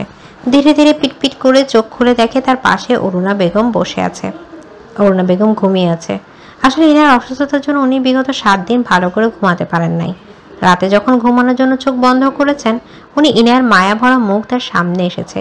ইনা দেখে তার মামনি ঘুমিয়ে আছে। সেটা দেখে সে হাসে। তবে একটু আগে ইভানের মুখ থেকে বলা তালাক শব্দটা তার কানে বাজে। ইনা মনে মনে বলে, ইভান ভাই, আপনি আমার জীবনের প্রথম পুরুষ, যার জন্য 15 বছর অপেক্ষা করেছি আমি। স্বামী হিসেবে প্রতিদিন যাকে নিজের কাছে চেয়েছি আমি, প্রতিদিন যাকে একবার দেখার জন্য নিজের চোখের পানি বিসর্জন দিয়েছি আমি। কিন্তু আজকে আপনি কত সহজেই আমায় তালাক দিয়ে দিলেন। কেন ভালোবাসতে পারলেন না আপনি আমায় ইভান ভাই? ইনা কথাটা বলে নিজের চোখে পানি মুছে ফেলে। বিছানার মধ্যে ইনা নাড়াচাড়া করার জন্য অরুণা বেগমের ঘুম ভেঙে যায়। ঘুম থেকে উঠে উনি তাকিয়ে দেখে ইনা উঠে পড়েছে। অরুণা বেগম বলে, ইয়ানা মা, আমার তোর জ্ঞান ফিরেছে। আজকে 7 দিন পর তোর সাথে কথা হলো ইয়ানা। মামুনি, টেনশন করবে না, আমি ঠিক আছি, একদম পারফেক্ট। তোমার মেয়ে না আমি, আমি প্রচুর স্ট্রং। ইনার কথা শুনে অরুণা বেগম হাসে। এরপর ইনার জন্য নাতাশা খাবার নিয়ে আসে। নাতাশা রুমে দরজায় এসে নক করে। সেখানে অরুণা বেগম ইনার সাথে কথা বলা ছিল।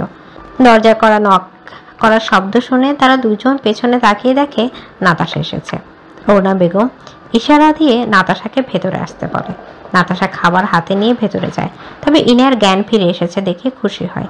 নাতাশা বলে, ইনায়া, তোর জ্ঞান ফিরে এসেছে দেখে আমি অনেক খুশি হয়েছি রে। তোকে অনেক মিস করেছি আমরা সবাই। আই রিয়েলি মিস ইউ বেস্টু। কিন্তু নাতাশা, এখন মনে হচ্ছে আমি সত্যি সত্যি অজ্ঞান হয়ে যাব।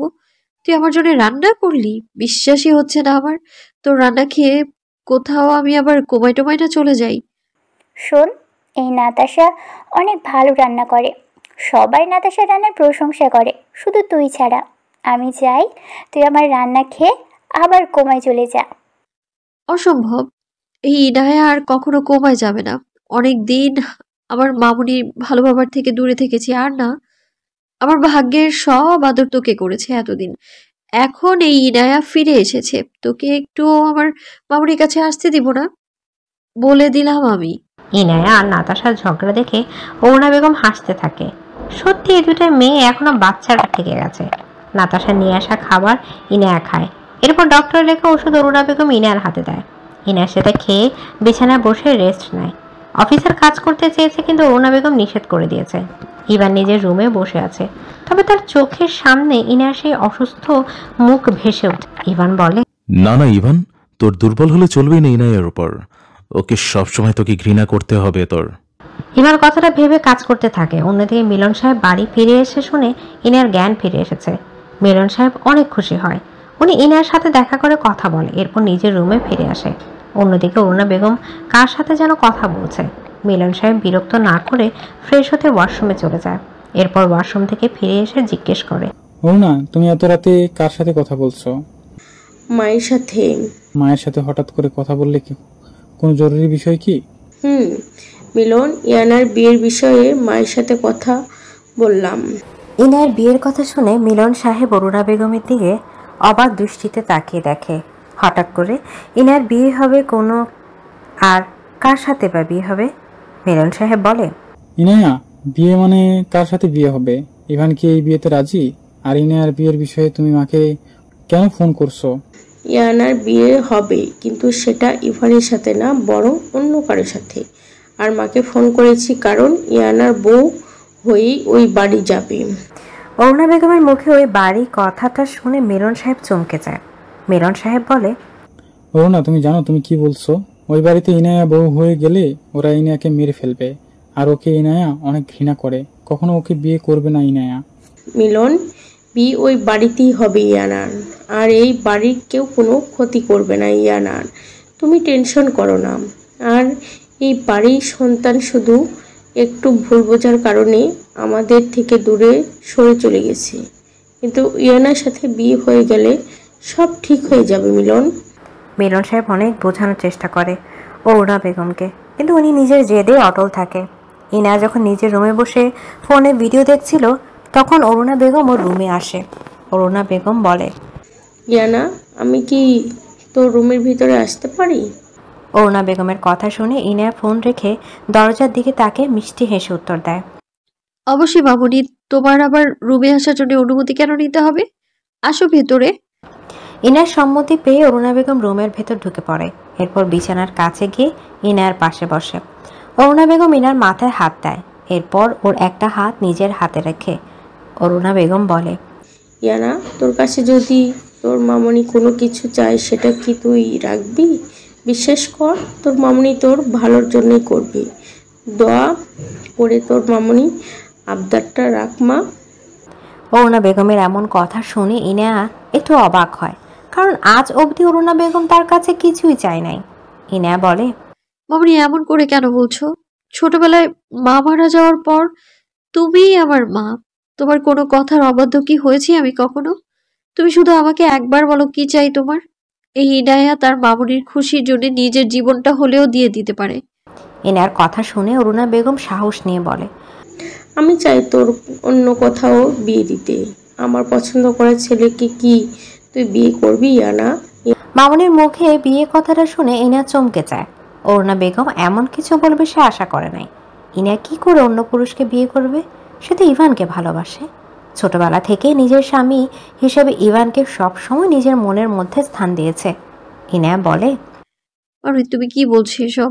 বিয়ে মানে কার সাথে বিয়ে হবে আমার? আর আমি কাউকে বিয়ে করতে পারবো না মামুনি। ইয়ানা, তুই যদি কখনো তোর মামনি ভালোবেসে থাকিস বা নিজের মায়ের জায়গায় দিয়ে থাকিস, তাহলে আমার মাথায় হাত দিয়ে তুই প্রমিস কর তোর মামনি পছন্দ করে ছেলেকে তুই বিয়ে করবি। আর যদি আমার কথার অবাধ্য হয়ে অন্য কোনো সিদ্ধান্ত গ্রহণ করবি, তাহলে তোর মামনি মরা মুখ দেখবি।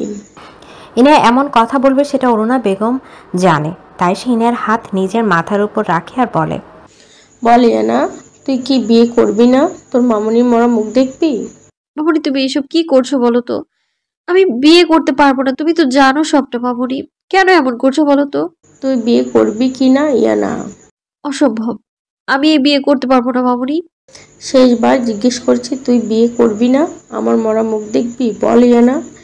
অরুণা বেগম কথাটা শুনে ইনা তার মাথা থেকে হাত সরিয়ে নিতে চায়, কিন্তু অরুণা বেগম সেটা করতে দেয় না।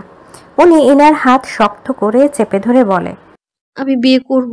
হ্যাঁ, বিয়ে করব আমি। তুমি যার সাথে চাও আমি তার সাথেই করব। তুমি আয়োজন করো সবকিছুর। ইনা জানে অরুণা বেগম যা বলে তাই করে। সে তার মামুনিকে হারাতে পারবে না।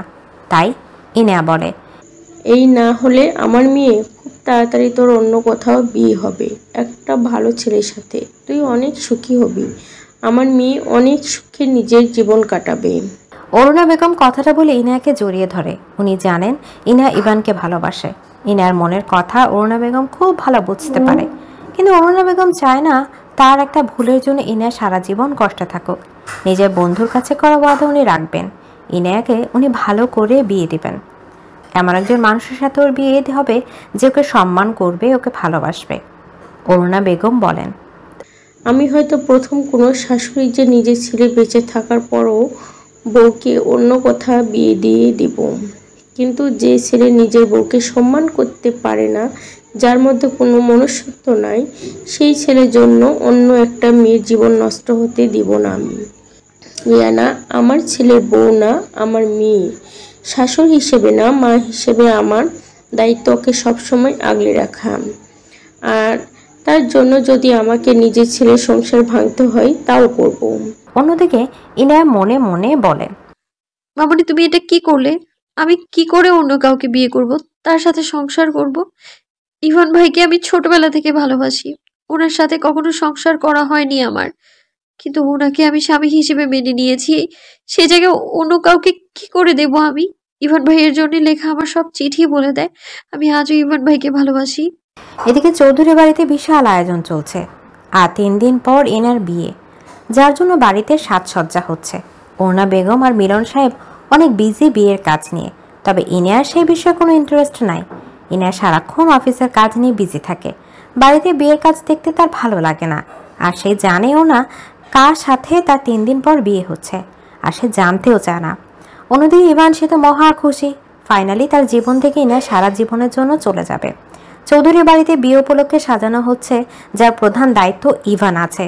সে নিজে উপস্থিত থেকে সকল কাজ দেখছে। বাড়িতে অনেক মেহমান এসেছে বিয়ে উপলক্ষে। ইনায়া নিজের অফিস শেষ করে রাতে বাড়িতে ফিরে আসে। ইনায়া নিজের রুমে গিয়ে ফ্রেশ হতে ওয়াশরুমে চলে যায়, এরপর ফ্রেশ হয়ে বাইরে চলে আসে। বাড়িতে বিয়ে উপলক্ষে গান বাজনার আয়োজন করা হচ্ছে, যার কারণে কাজে ইনায়ার মন বসছে না। ইনায়া কাজ করা বন্ধ করে নিজের রুম থেকে বের হয়ে যায় সিঁড়ি দিয়ে, উপরে উঠে ছাদে যায়। সেখানে বেশ শান্ত আবহাওয়া এখন। ইনায়া আকাশের দিকে তাকিয়ে একটা দীর্ঘ নিঃশ্বাস ছাড়ে। বড্ড বেশি অস্বস্তি লাগছে আজকে তার। বাড়িতে এত মানুষ থাকার পরও নিজেকে অনেক একা লাগছে, সে ভীষণ অসহায় লাগছে নিজেকে। ইনায়া যখন ছাদে দাঁড়িয়ে নিজের কল্পনার জগৎ সময় কাটাতে বিজি, তখন ইভান এসে দাঁড়ায় ওর পেছনে। নিজের উপস্থিতি জানাতে ইভান পেছন থেকে ডাক দেয় ইনায়াকে। ইনায়া, আপনি এত রাতে এখানে কি করছেন? নিজের ভাবনার মাঝে হঠাৎ করে ইভানের ডাক শুনে চমকে যায় ইনায়া। ইনায়া পেছনে ফিরে তাকিয়ে দেখে তার সামনে ইভান দাঁড়িয়ে আছে, তার হাতে তার হাজার হাজার ফুলের বাহার। ইনায়া বলে, ইভান ভাই, আপনি এত রাতে ছাদে কি করছেন? আর হাতে এত ফুল নিয়ে কি কাউকে প্রপোজ করবেন আপনি? ইভান একটু হাসে, এরপর নিজের হাতে রাখা ফুল সেখানে থাকা একটা টেবিলের উপর রাখে। বাড়ি সম্পূর্ণ সাজানো শেষ হয়ে গেছে, শুধু ছাদ সাজানো বাকি ছিল, যার জন্য ইভান ফুল দিয়ে ছাদ সাজাতে এসেছে। ছাদে এসে সে ইনায়াকে দেখে আকাশের দিকে তাকিয়ে আছে, যার জন্য তার পেছনে দাঁড়িয়ে তাকে ডাক দেয়। ইভান বলে, আগামীকাল আপনার গায়ে হলুদ, যার জন্য ছাদে ফুল দিয়ে সাজাতে এসেছে, কিন্তু আপনি এখানে কি করছেন ইনায়া? ছাদ থেকে দাঁড়িয়ে কি নিজের বিয়ের সাজসজ্জা দেখছেন? তাই তো দেখছি, জীবনে প্রথমবার এত আয়োজন করে বিয়ে হচ্ছে আমার, কেমন হয়েছে সেটা দেখতে হবে না? ইভান ভাই, ছাদ সহ পুরো বাড়ি সুন্দর করে সাজিয়ে দেবেন, কিন্তু যেন বিয়ের দিন পুরো বাড়ি অনেক সুন্দর লাগে দেখতে। অবশ্যই ইনায়া, কোনো চিন্তা করতে হবে না আপনার। এই ইভান থাকতে ইনায়ার বিয়ের সাজসজ্জায় কোনো কমতি থাকবে না। After all the great Ivan চৌধুরীর একমাত্র বউয়ের বিয়ে বলে কথা। জামাই হিসেবে একটা দায়িত্ব আছে আমার আপনার প্রতি। ইভান কথাটা মজা করে বলেছে, সেটা ইনা বুঝতে পারে। ইনা একবার ভালো করে ইভানের দিকে তাকিয়ে দেখে, নিজের মনের মধ্যে ভীষণ কষ্ট হচ্ছে। তার যেই ইভানের জন্য এতদিন অপেক্ষা করেছে সে ইভান আজ তার বিয়েতে হাসি মুখে সব কাজ করছে। নিজের জীবন থেকে বিদায় দেওয়ার জন্য তার বিয়ের ফুল দিয়ে ছাদ সাজিয়ে দিচ্ছে।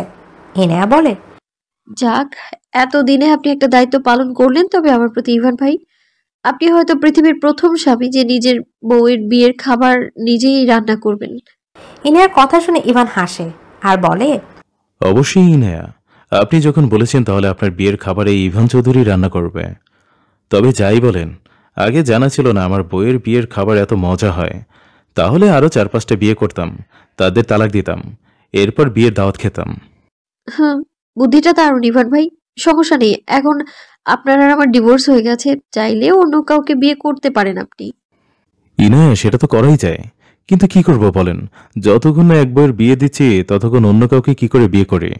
আগে আপনাকে বিদায় করি, পরে জীবনে অন্য কাউকে আগমন করব। কিন্তু ইভান ভাই, আমি এখন আপনার বউ না, আমাদের ডিভোর্স হয়ে গেছে অনেক আগেই। আজকের পর থেকে আমি আপনার বউ না, বরং বোন। নিজের ছোট বোনের বিয়ের দায়িত্ব হিসেবে বড় ভাই হিসেবে তো আপনি নিতেই পারেন, তাই না? নিতেই হবে আপনাকে ইভান ভাই।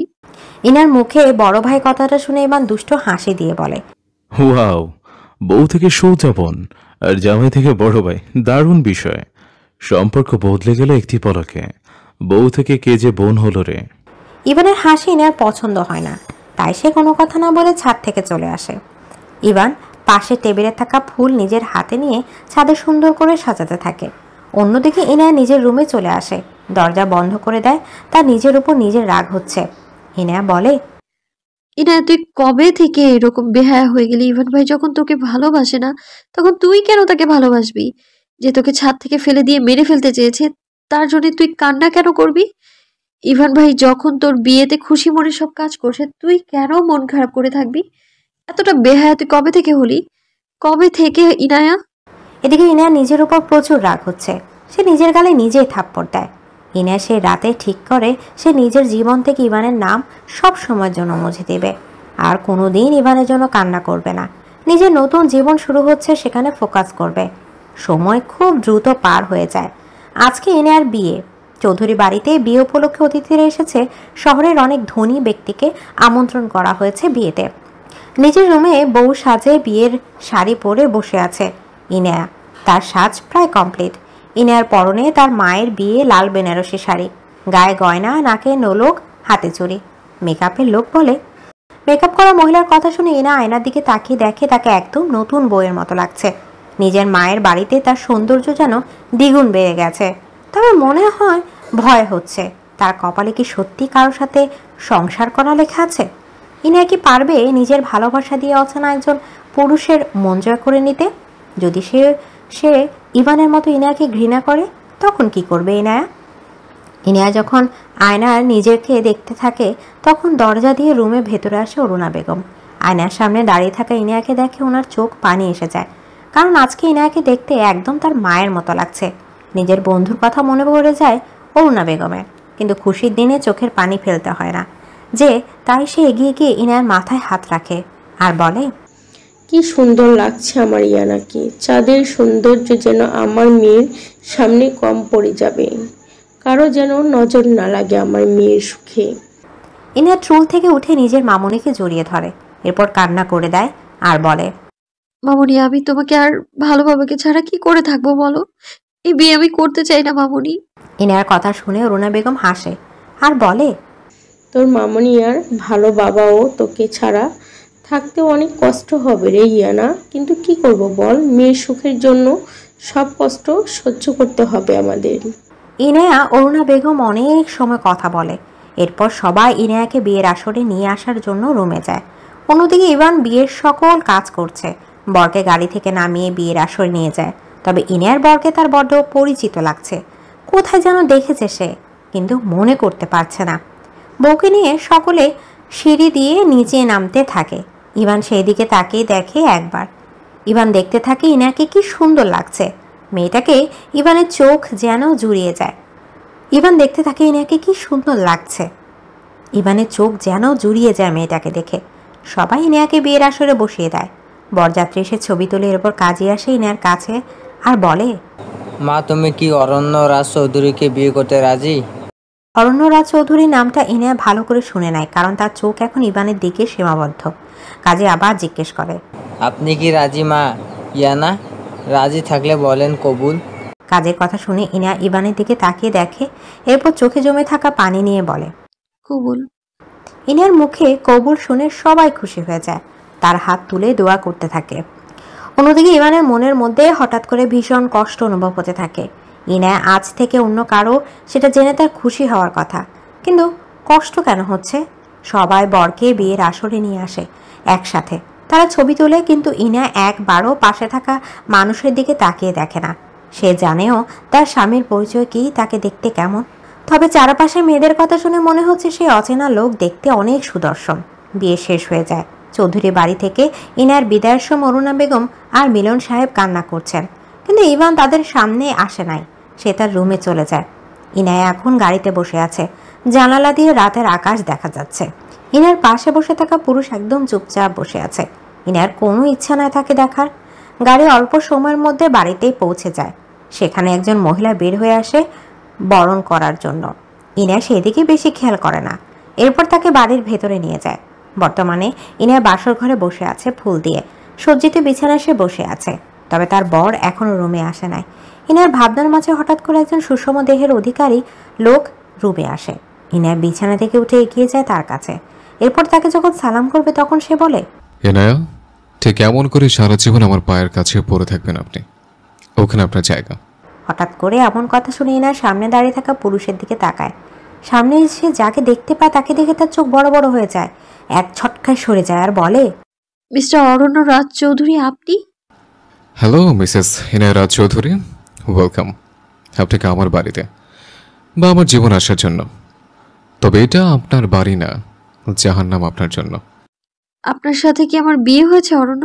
যাকে আমি নিজের থেকেও বেশি ঘৃণা করি, তার সাথে আমার বিয়ে হয়েছে। আপনি আমার চিরশত্রু অরণ্য। আপনার সাথে আমি কোনোদিনও সংসার করবো না। ঘৃণা করি আমি আপনাকে অরণ্য। ইনায়ার মুখে ঘৃণা করে কথাটা শুনে অরণ্য হাসে। এরপর এগিয়ে যায় ইনায়ার কাছে। ইনায়া একটু একটু করে পিছিয়ে যেতে থাকে। অরণ্য সামনের দিকে এগিয়ে আসতে আসতে একদম দেয়ালের কাছে চলে যায়। ইনায়া অনুভব করে তার পেছনে দেয়াল, তাই সে আর কোথাও যেতে পারবে না, সেটা বুঝতে পারে। অন্যদিকে অরণ্য নিজের মুখে একটা হাসি রেখে ইনায়ার শরীরের কাছে গিয়ে কানের কাছে মুখ নিয়ে বলে, বাসর ঘরে জামাইকে আদর করতে হয় মিসেস ইনায়া, ঘৃণা না। আর আজকে যেহেতু আমাদের বাসর রাত, তাহলে চলুন একটু এনজয় করি আমার প্রিয় শত্রু। অরণ্যর এত কাছে আসা ইনার পছন্দ হয় না। তার জীবনে কখনো কোনো পুরুষ মানুষ তার এত কাছে আসে নাই। অরণ্য ইনার খুব কাছে গিয়ে কথা বলার কারণে তার শ্বাস ইনার শরীরে পড়ছে। অরণ্যের উপর বেশ রাগ হয় ইনার। সে এক ধাক্কা দিয়ে তাকে দূরে সরিয়ে দিয়ে বলে, দেখেন মিস্টার অরণ্য, আপনার সাথে আমার বিয়ে হয়েছে জোর করে। যদি আমার আগে জানা থাকতো যে আপনার সাথে আমার বিয়ে হতে চলেছে, তাহলে বিয়ে তো অনেক দূরের কথা, আপনাকে আমি খুন করে ফেলতাম। আরে এত রাগ ভালো না মিসেস ইনায়া। আর আমাকে খুন করলে আপনি বিধবা হয়ে যাবেন, সেটা কি করে হতে দেয় আমি? আচ্ছা এসব বাদ দেন, চলুন বাসর করি। অরণ্য কথাটা বলে আবার ইনার দিকে এগিয়ে আসতে থাকে। ইনা আশেপাশে তাকিয়ে কোনো কিছু খুঁজতে থাকে। অরণ্য যখন ওর হাত টাচ করতে যাবে তখন ইনার চোখ যায় পাশে থাকা টেবিলে ফলের ঝুড়িতে থাকা ছুরির দিকে। ইনার তাড়াতাড়ি করে ছুরিটা হাতে নিয়ে নেয়। এরপর অরণ্যর হাতে বসিয়ে দেয়। অরণ্য হাতে ছুরি রাখাতে এত ভালো করে লাগে নাই। ফল কাটা ছুরি থাকার কারণে এর মধ্যে বেশি ধার নাই। অরণ্য ব্যথায় মৃদু স্বরে বলে, ইনায়া কি করলেন আপনি এটা? ইনায়া ছুরিটা হাতে শক্ত করে ধরে, অরণ্যর গলার উপর রাখে। এরপর নিজেকে ছাড়িয়ে সামনের দিকে আসে। দেয়ালের সাথে অরণ্যকে পিন করে ওর গলায় ছুরি ধরে বলে, শুনুন মিস্টার অরণ্য রাজ চৌধুরী, আপনাকে দেখে এই ইনায়া ভয় পায় না, ঠিক আছে? যদি কখনো আমায় টাচ করার চেষ্টাও করেন না, এই ছুরি দিয়ে খুন করবো আমি আপনাকে। প্রয়োজনে বিধবা হয়ে খুনের মামলার আসামি হয়ে জেলে যাব, তবুও আমি আপনার সাথে সংসার করব না। এই ইনায়া কারো বাপকে দেখে ভয় পায় না, ওকে? ইনায়ার কথা শুনে অরণ্যের চেহারায় ভয় না, বরং ওর মুখে হাসি ফুটে ওঠে। অরণ্য গলায় থাকা ইনায়ার হাত ছুরিয়ে দিয়ে এরপর বলে, ওয়াও, কি তেজ আপনার মিসেস ইনায়া। অবশ্য অরণ্য রাজ চৌধুরী বউ হয়ে যদি এইটুকু তেজ না থাকে তাহলে কি হয়? তবে আপনার হাতে থাকা ছুরি দিয়ে হাত কাটতে পারবেন, কিন্তু গলা না। তাই শুধু শুধু কষ্ট করতে যাবেন না। অরণ্য, যদি কখনো আমাকে আপনি টাচ করার চেষ্টাও করেন না, খুন করে ফেলবো আমি আপনাকে, অবশ্যই খুন করব। যদি ছুরি দিয়ে করতে না পারি, বন্দুক দিয়ে হলেও করব। ইনায়া, আপনাকে টাচ করার কোনো আগ্রহ আমার বর্তমানে নাই, না ভবিষ্যতে কোনোদিন থাকবে। কোনো নারীর অনুমতি না নিয়ে তাকে টাচ করা কোনো পুরুষ মানুষের শিক্ষা হতে পারে না। আর আপনার সাথে আমার শত্রুতা শুধু একটাই, আপনি চৌধুরী বাড়ির বিজনেস দেখাশোনা করেন। অরণ্যর কথা শুনে ইনায়া বুঝতে পারে না তার সাথে চৌধুরী পরিবারের কি শত্রুতা থাকতে পারে। ইনায়া জানা মতে অরণ্যর সাথে চৌধুরী বাড়ির রক্তের সম্পর্ক আছে। মিলন সাহেবের ছোট ভাই মাহবুব সাহেবের ছেলে অরণ্য রাজ চৌধুরী। তবে অরণ্য বা তার পরিবার চৌধুরী বাড়ির কাউকে পছন্দ করে না, বরং তাদের ঘৃণাই করে। ইনায়া বলে, আপনার সাথে চৌধুরী পরিবারে কি শত্রুতা থাকতে পারে অরণ্য? আমার মামনি আর ভালো বাবা কি ক্ষতি করেছে আপনার? ইনার মুখে অরুণা বেগম আর মিলন সাহেবের নাম শুনে অরণ্যের মুখে থাকা হাসি ফুরিয়ে যায়। অরণ্যের চেহারার রাগ আর ঘৃণা স্পষ্ট ফুটে উঠে। অরণ্য বলে, ওই চৌধুরী পরিবার আমাদের থেকে সবকিছু কেড়ে নিয়েছে। আরে মিলন সাহেব আর অরুণা বেগম শুধুমাত্র সম্পত্তির জন্য আমার বাবাকে খুন করেছে। শুধুমাত্র এই চৌধুরী পরিবারের লোভের কারণে আমার মাকে বিধবা হতে হয়েছে, আমার আর আমার বোনকে অনাথ পরিচয় বাঁচতে হয়েছে। ইনিয়া কথাটা শুনে একটু অবাক হয়, কারণ তার মামুনি বাবা এখনো সম্পত্তির জন্য কাউকে খুন করতে পারে না। ইনিয়া বলে, আমার মামনি আর ভালো বাবা কখনোই এমনটা করতে পারে না। নিশ্চয়ই আপনার কোথাও ভুল হচ্ছে অরণ্য। কোনো ভুল হচ্ছে না মেরিনায়া। আপনার ভালো বাবা আমার আব্বাকে খুন করেছে, আর তার জন্য তাদের শাস্তি অরণ্য চৌধুরী অবশ্যই দিবে। তবে এখন আপনি ওয়াশরুমে গিয়ে ফ্রেশ হয়ে আসুন, আমার কিছু জরুরি কাজ আছে যার জন্য বাইরে যেতে হবে। অরণ্য ইনায়াকে কথাটা বলে রুম থেকে বের হয়ে যায়। ইনায়া দেখে মেঝেতে রক্তের বিন্দু বিন্দু ফোঁটা পড়ে আছে। ইনায়ার করা ছুরির আঘাতের কারণে হয়তো অরণ্যের হাত কেটে গেছে, যা থেকে রক্ত গড়িয়ে পড়েছে মেঝেতে। ইনায়া অল্প কিছু সময় অরণ্যের বলা কথা ভাবে, কিন্তু কোনো কথার মানে সে বুঝতে পারে না। এরপর ইনায়া অরণ্যের কথা অনুসারে ওয়াশরুমে গিয়ে ফ্রেশ হয়ে আসে, নিজের গলা থেকে ভারী ভারী গয়না খুলে ফেলে।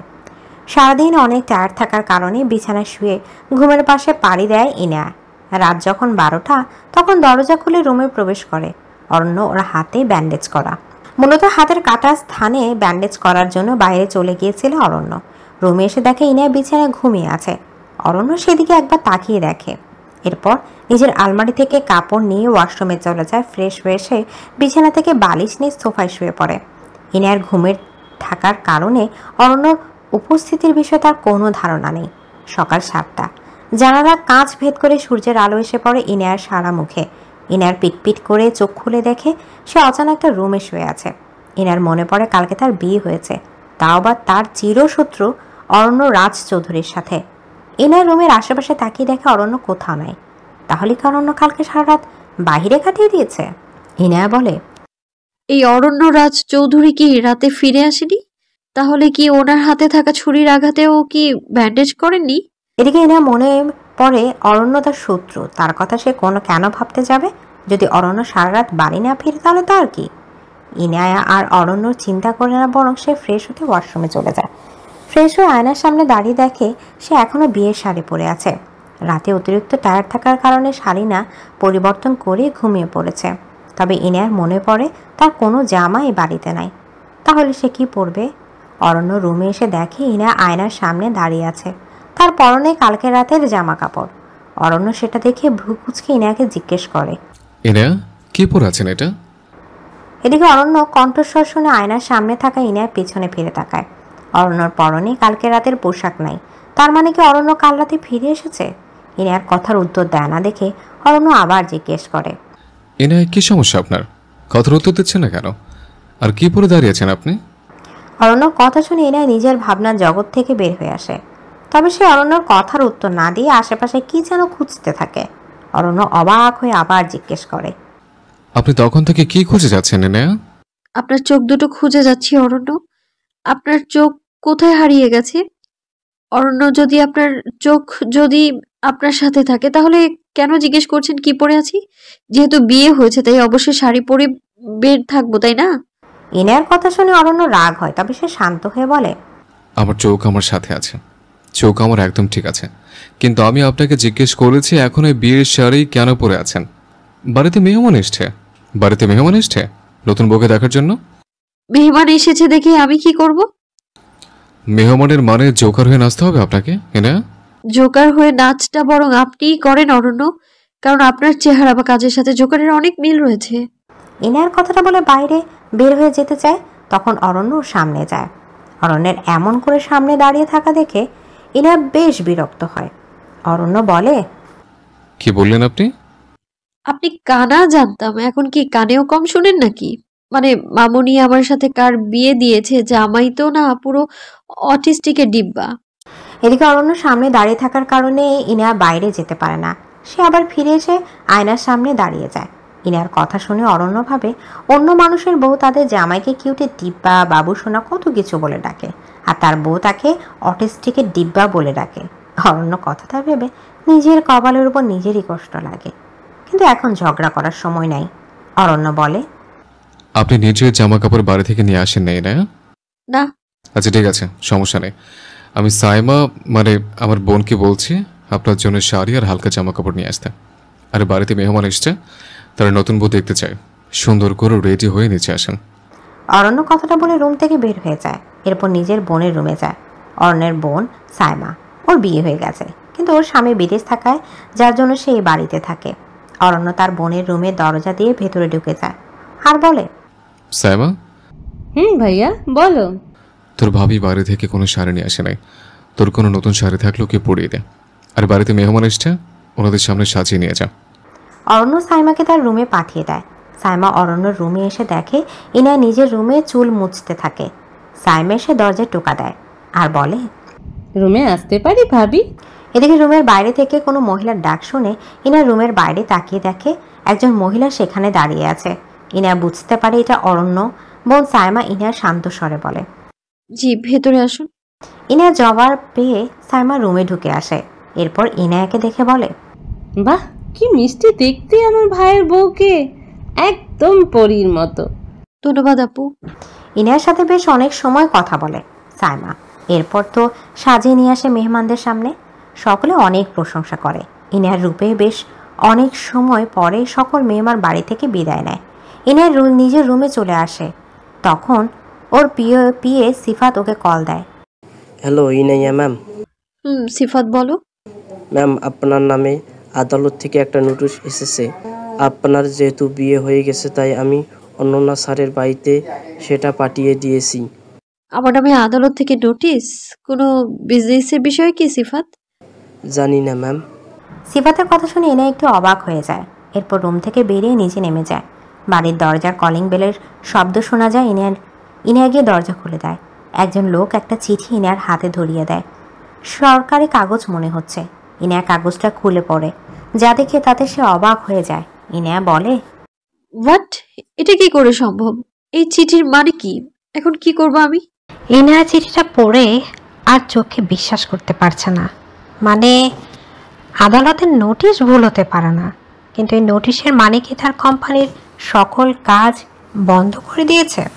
আর এখানে কোন কোম্পানির কথা বলা হয়েছে? এই নামে ইনায়ার কোনো কোম্পানি নেই। তাহলে তার নামে আদালত থেকে কেন নোটিশ এসেছে? ইনায়া নোটিশের কোনো কিছু বুঝতে পারছে না। ইনায়া নিজের ফোন রিসিভ করে কল দেয় তার ম্যানেজার আসিফকে। আসিফ ফোন ধরে বলে, জি ম্যাম বলেন। আচ্ছা আসিফ, আমাদের কি এসএস গ্রুপ নামে কোনো কোম্পানি আছে যার মালিকানা আমার নামে দেয়া? না ম্যাম, আমাদের এমন কোনো কোম্পানি নাই। কিন্তু হঠাৎ করে এইটা কোনো জিজ্ঞেস করেছেন ম্যাম? না আসলে আজকে একটা নোটিশ এসেছে আদালত থেকে। আমার company SS group of industry বন্ধ করে দেওয়ার নোটিশ এসেছে। কিন্তু আমার তো এমন কোনো কোম্পানি নেই, আমার শুধু একটা ব্র্যান্ড আছে। তাহলে কি আদালত আমায় মিথ্যে নোটিশ দিয়েছে? হতে পারে, ভুল করে নোটিশ এসেছে। আসিফ তুমি চেক করে দেখো তো আমাদের এরকম কোনো কোম্পানি আছে কিনা।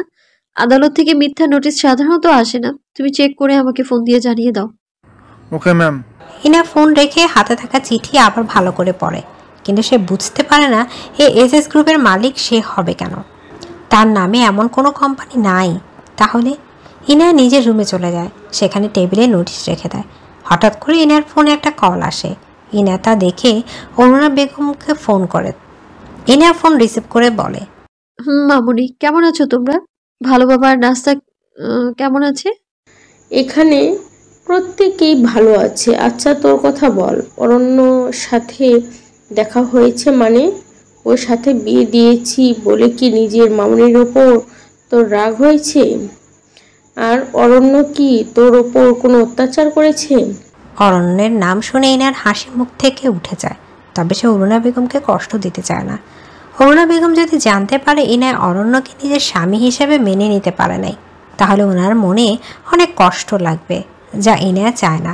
তবে অরণ্য আর ইনায়ের সম্পর্ক কখনো সাধারণ স্বামী স্ত্রীর মতো হতে পারবে না। ইনায়া বলে, মামুনি ছোটবেলা থেকে ইনায়া কি কখনো তোমার সিদ্ধান্তের উপর কথা বলেছে? আর অরণ্যের সাথে যেহেতু আমার বিয়ে হয়েছে, উনি আমার স্বামী। অরণ্যের সাথে আমার যতই শত্রুতা থাকুক, ওনার সাথে আমার বিয়ে হয়েছে সেটা তো আর মিথ্যে হয়ে যেতে পারে না।